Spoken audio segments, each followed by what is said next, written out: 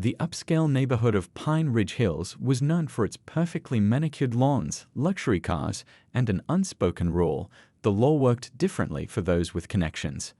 Living in one of the biggest houses on Cedar Lane was Police Chief Robert Walker and his 17-year-old son Chris, who'd grown up watching his father's badge open doors that remained firmly shut for others.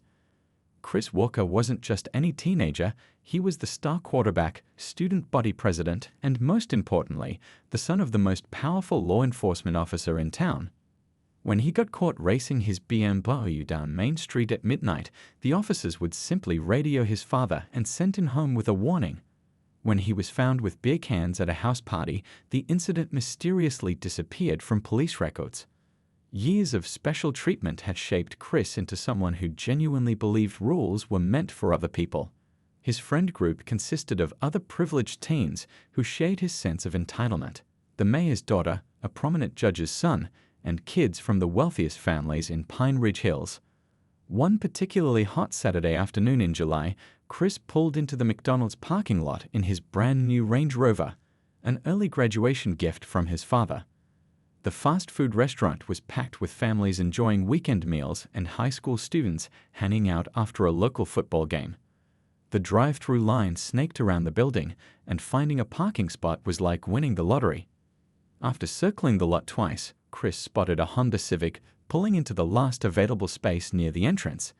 Behind the wheel was Michael Chen, a junior from the public high school across town. Michael had just finished his 6-hour shift at his family's small electronics repair shop and had stopped to grab a quick meal before heading home. The sight of someone less deserving taking his spot triggered something in Chris. He'd been raised in an environment where his desires automatically trumped others' rights, and the idea of waiting or parking further away seemed beneath him. Rolling down his window, he revved his engine aggressively, making his presence known. Michael, who'd already turned off his car and was gathering his wallet, noticed the Range Rover but didn't think much of it. He'd worked hard for everything he had: his used Honda, his college savings, and his spotless academic record. The concept of backing down simply because someone had a more expensive car wasn't part of his worldview. The tension in the air was palpable as Chris stepped out of his vehicle, his designer sneakers hitting the asphalt with purpose. A small crowd of onlookers had already sensed the brewing confrontation, and a few had instinctively pulled out their phones. Nobody knew it yet, but the next few minutes would shatter the carefully maintained illusion of justice and privilege in Pine Ridge Hills. In the McDonald's window, elderly couples paused mid-bite to watch, young families instinctively pulled their children closer, and teenagers who'd been scrolling through their phones looked up, sensing that something significant was about to unfold. The summer heat seemed to intensify as Chris walked toward Michael's car, his face twisted with the particular kind of anger that comes from never being told no. Little did anyone know that this seemingly ordinary Saturday afternoon would spark a chain of events that would expose decades of institutional corruption, challenge the town's power structure, and force an entire community to confront uncomfortable truths about justice, privilege, and the true meaning of accountability. The security cameras silently recorded every movement, every gesture, as Chris approached Michael's driver's side window. In his mind, this was just another situation where his father's position would ensure everything went his way. But for once, he was walking into something he couldn't control, a moment that would be replayed thousands of times across social media and news channels, a moment that would finally bring consequences crashing down on the shoulders that had never carried their proper weight. The stage was set for a confrontation that would ripple far beyond the boundaries of Pine Ridge Hills, touching nerves and sparking conversations about power, privilege, and justice across the entire nation. As Chris raised his hand to knock on Michael's window, no one could have predicted just how far the aftershocks would reach. Chris knocked firmly on Michael's window, his knuckles rapping against the glass with increasing intensity. Michael hesitated for a moment, then slowly rolled down his window, the summer heat rushing into his air-conditioned car. The parking lot had grown eerily quiet, with only the distant sound of cars passing on the main road breaking the tension. "You're in my spot," Chris declared, leaning down to peer into the car. His voice carried the unmistakable tone of someone who'd never been challenged. The silver police badge keychain dangling from his belt caught the sunlight, a not-so-subtle reminder of his father's authority. Michael gripped his steering wheel tighter, his voice steady despite his racing heart. "I pulled in first," he replied calmly. "There are plenty of spots available in the back of the lot." He gestured toward the far end of the parking area, where a few empty spaces remained. The suggestion that he should park further away seemed to ignite something in Chris. His face reddened, and his fingers curled into fists. "Do you know who I am?" he demanded, straightening up to his full height. "My father runs this town. When I tell you to move, you move." By now, a small crowd had gathered at a safe distance. A group of high school students had their phones out, recording the interaction. Among them was Lisa Park, editor of the school newspaper, who'd been inside McDonald's working on her laptop. She pressed record, her journalistic instincts telling her this moment mattered. "I don't care who your father is," Michael responded, his voice still remarkably composed. "That's not how parking lots work. I got here first, and I'm not moving." He reached to roll his window back up, signaling that the conversation was over. Chris's hand shot out, stopping the window halfway. The muscles in his jaw tightened as he glanced around, noticing the growing audience. Some people had stepped outside the restaurant to watch, their half-eaten meals forgotten on their tables. A young mother hurriedly ushered her children into their minivan, sensing the situation was about to escalate. "Get out of the car," Chris demanded, his voice dropping to a dangerous whisper. When Michael didn't move, Chris grabbed the door handle and yanked it hard. The door was locked, but the message was clear. This wasn't going to end peacefully. Michael's hands trembled slightly as he reached for his phone. "I'm calling the police," he announced, hoping the threat would make Chris back off. Instead, Chris let out a harsh laugh that sent chills down the spines of everyone watching. "Go ahead," he sneered, pulling out his own phone. "Call them. Let me save you some time. They work for my father. Every single one of them." He started dialing, maintaining eye contact with Michael. "Or better yet, I'll call them myself. Let's see who they believe, the chief's son or some random kid who doesn't know his place." The crowd had grown larger, with people from neighboring businesses drawn to the commotion. Mrs. Rodriguez, who owned the florist shop next door, watched with growing concern. She'd seen similar scenarios play out before, always ending with the chief's son getting his way. But something felt different this time. Perhaps it was the phones recording everything, or maybe people had finally had enough. Michael took a deep breath, weighing his options. His parents had always taught him to stand up for what was right, but they'd also warned him about the realities of confronting power. Looking around at the crowd of witnesses, he made his decision. He wouldn't back down, not this time. What happened next would be replayed thousands of times across social media platforms and news channels. Chris, realizing his usual intimidation tactics weren't working, made a fatal mistake. He reached through the half-open window, grabbed Michael's collar, and attempted to pull him out of the car. The crowd gasped collectively, phones steady to capture every second.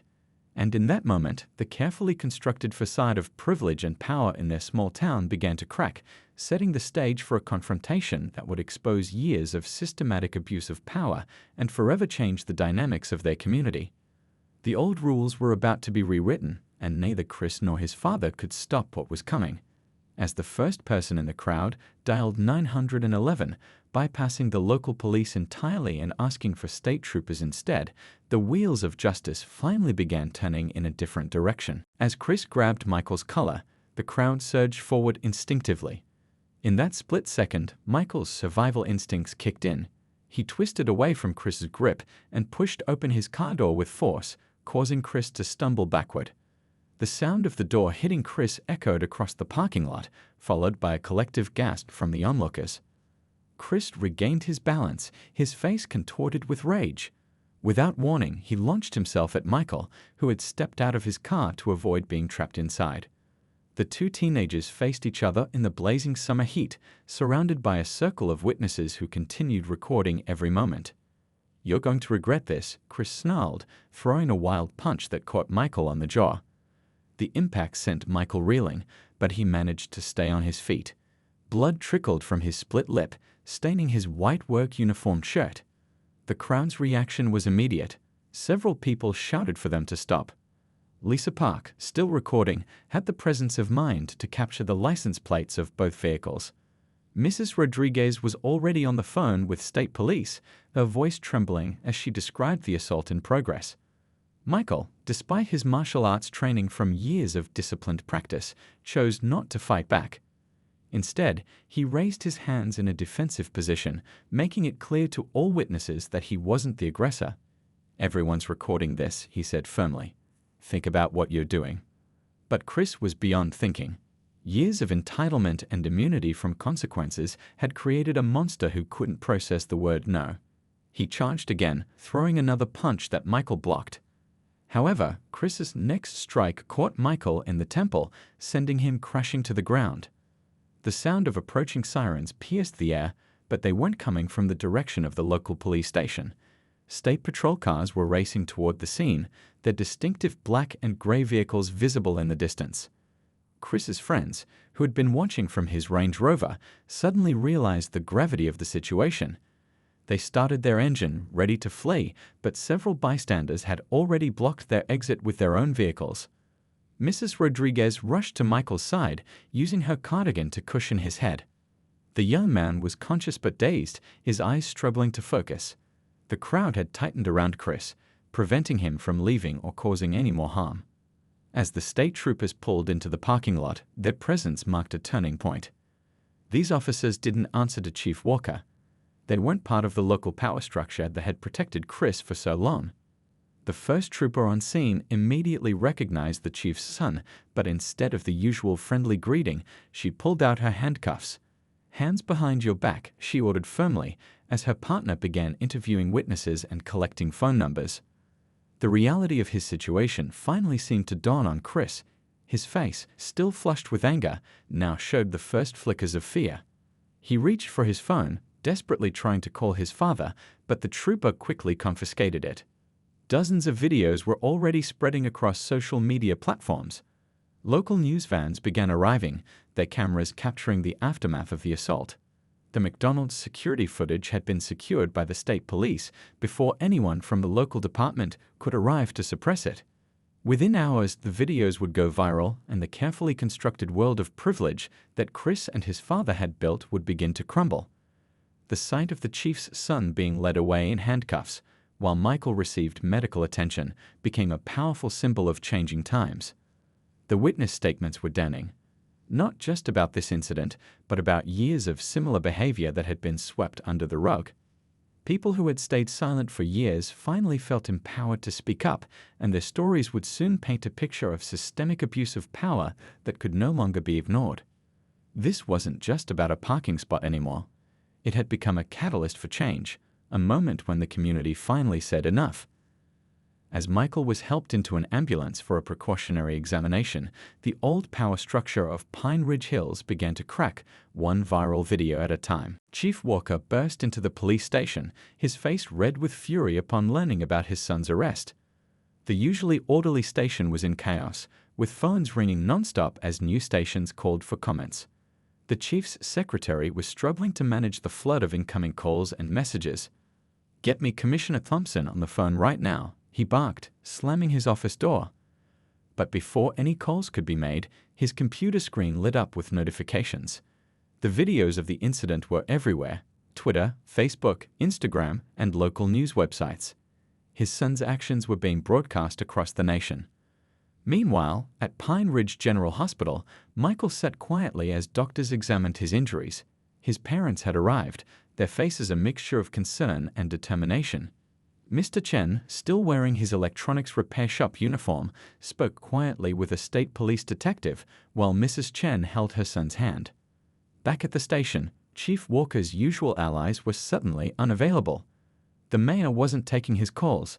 The district attorney's office had already recused itself from the case, citing conflict of interest.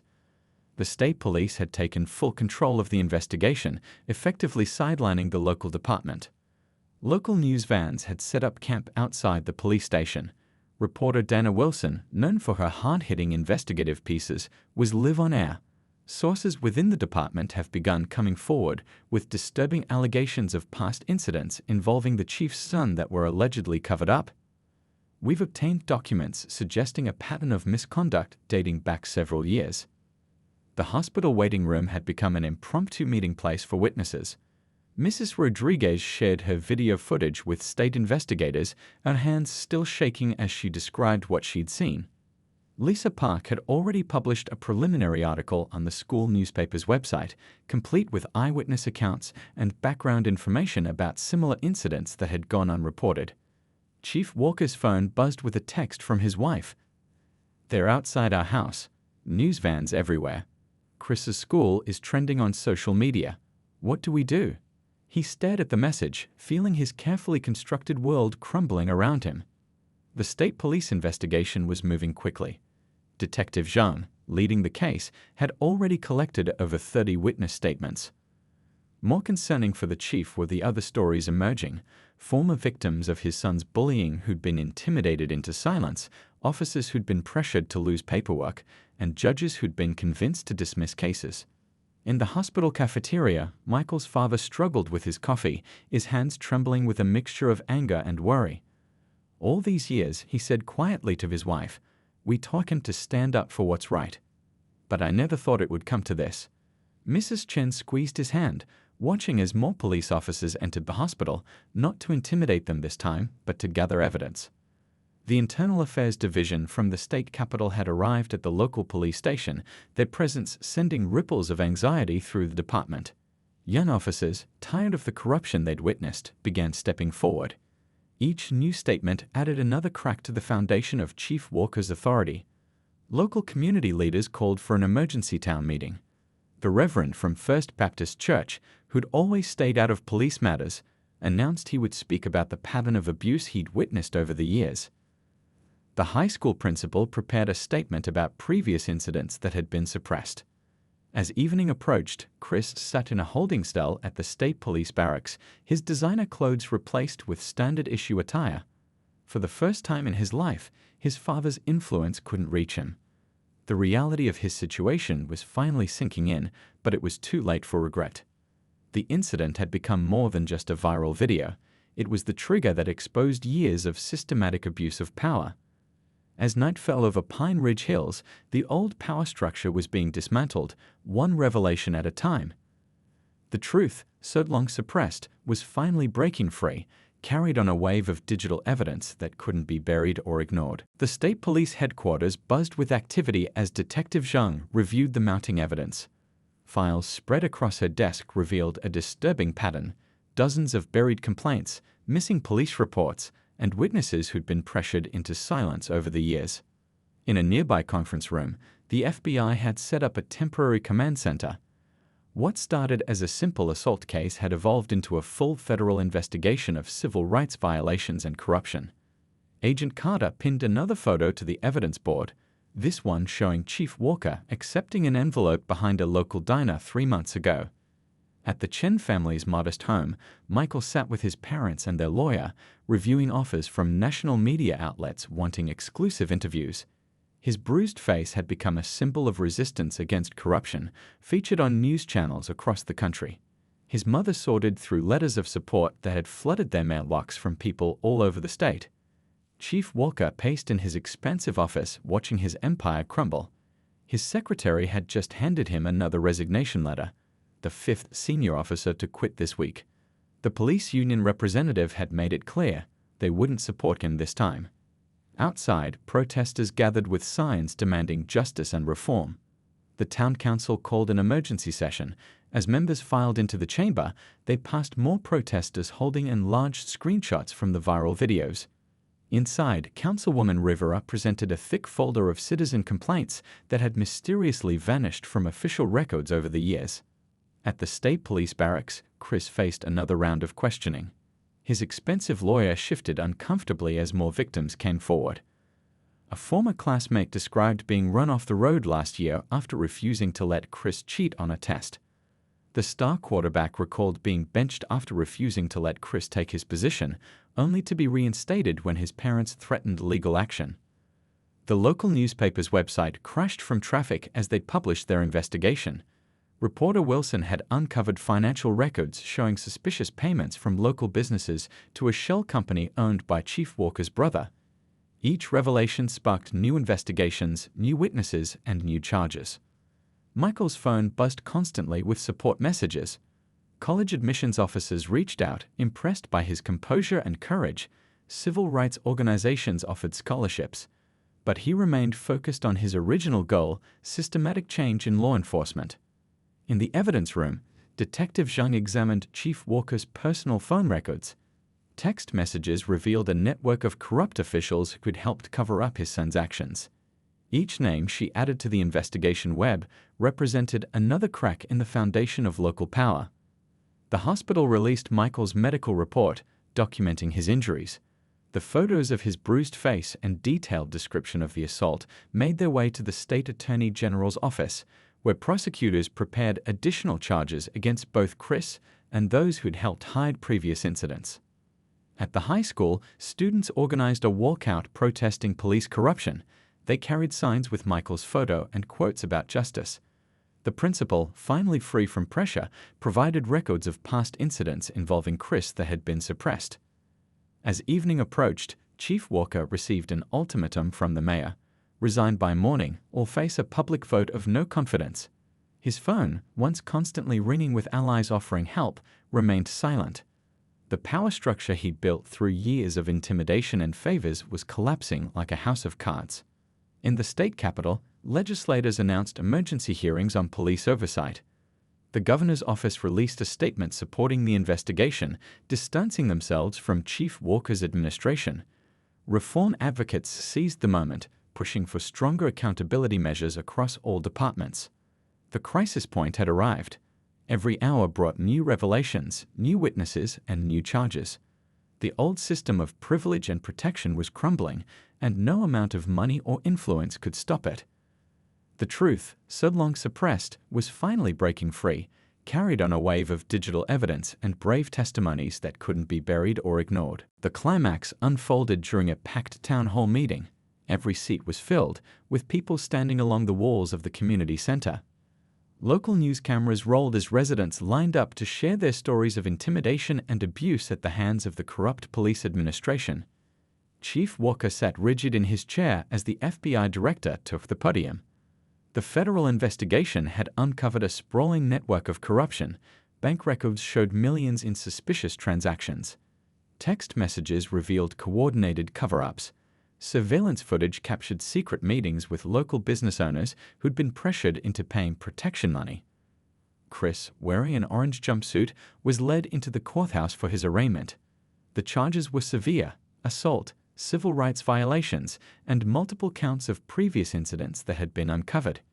His former friends, seeking plea deals, had turned against him, providing detailed accounts of past crimes that had been swept under the rug. Michael sat in the front row of the courtroom, surrounded by his family and supporters.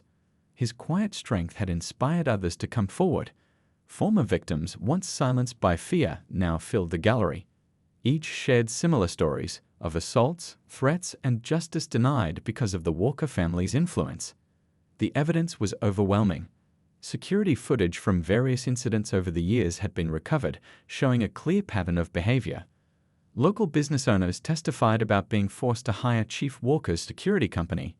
Teachers described being pressured to change Chris's grades.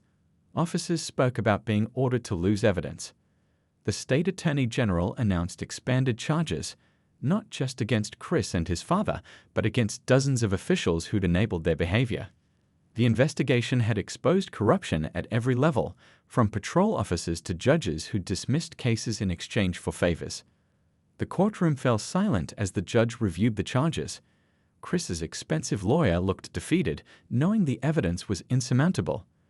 Video screens displayed footage from the McDonald's incident, along with newly discovered recordings of previous assaults. The judge's face grew stern as she watched years of corruption unfold before her. Outside, protesters cheered as news of additional arrests spread. The old guard was falling. Officers who'd participated in cover-ups were led away in handcuffs. Local officials who'd accepted bribes faced federal charges. The system of privilege and protection that had seemed invincible just weeks ago now crumbled in the face of justice. Chief Walker, his badge and gun already surrendered, watched as his son was denied bail.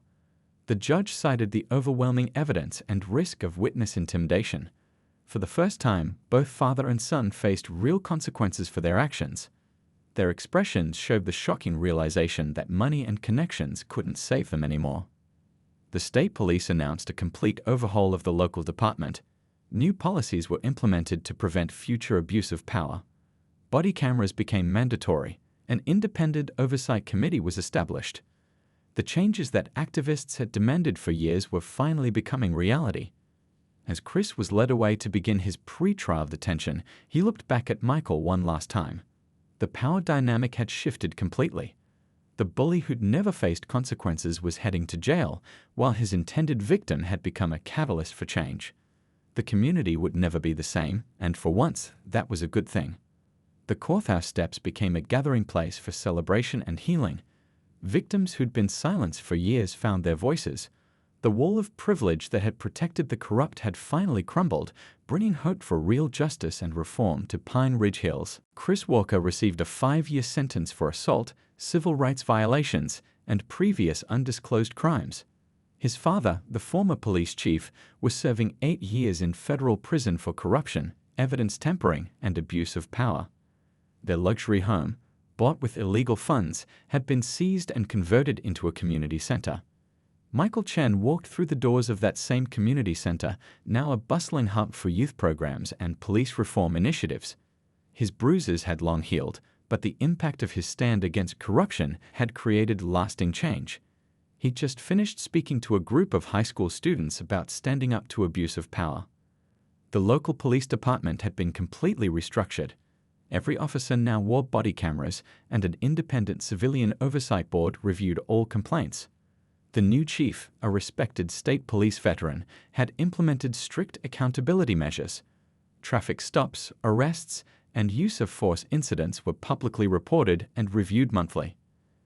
The Chen family's electronics repair shop had become a symbol of resilience. Community members made a point of supporting their business, and Mr. Chen had hired 2 new employees to handle the increased workload. Mrs. Chen started a support group for families affected by police misconduct, helping them navigate the justice system. Lisa Park's article about the incident had won a National Journalism Award. She was now studying investigative reporting at college, inspired by how digital evidence and social media had exposed years of corruption. Her story had become a case study in journalism schools across the country. Mrs. Rodriguez, who'd bravely testified against the Walkers, was elected to the city council. Her first initiative established a scholarship fund for students who demonstrated moral courage in standing up against injustice. Michael was on the selection committee, helping choose recipients who showed the same bravery he displayed that summer day. The McDonald's parking lot had been renamed Justice Square, with a small plaque commemorating the incident that sparked change. Local teenagers often gathered there, not to cause trouble, but to discuss community issues and organize volunteer projects. Former officers who'd helped expose the corruption had found new positions in neighboring departments, their integrity recognized and rewarded. The police union had new leadership committed to maintaining high ethical standards while supporting good officers. Michael, now in his first year of law school, occasionally visited the high school to share his story. He'd received scholarship offers from top universities, but chose to stay close to home, wanting to continue his work in community reform. His quiet courage had inspired a new generation to stand up against abuse of power. The state legislature passed the Pine Ridge Act, requiring all police departments to implement similar oversight measures. The law included protections for whistleblowers and mandatory reporting of incidents involving officers' family members. As Michael drove home from the community center, he passed the McDonald's where it all began. The restaurant had become an unlikely symbol of change, proving that standing up for what's right, even in small moments, could create waves of positive transformation throughout an entire community. The story of Pine Ridge Hills became a blueprint for other towns fighting systemic corruption. It showed that real change was possible when people found the courage to stand together against injustice, regardless of the power and privilege of those who'd long considered themselves above the law.